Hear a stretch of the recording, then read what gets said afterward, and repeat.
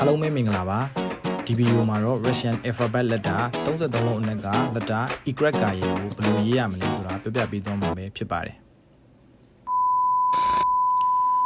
အရင်ဦးဆုံးကျွန်တော်တို့ရှေ့ tutorial မှာရေးတဲ့ letter E ရေးနည်းအတိုင်းပဲရေးလိုက်မယ်အခုလို E ရေးပြီးသွားပြီဆိုရင်သူ့ရဲ့အပေါ်ဘက်ဒီအလဲတက်တဲ့လေးမှာအသက်ကလေးကိုရေးလိုက်မယ်ဒါဆိုရင်တော့ Y ကရဲ့အကြီးupper case Y ကရဲ့ရင်းနှီးလေးပဲဖြစ်ပါတယ်ဒီတော့ကျွန်တော်တို့ E ရင်းနှီးတည်ုံနဲ့ Y ကရဲ့ကိုရေးတတ်မှာဖြစ်ပါတယ်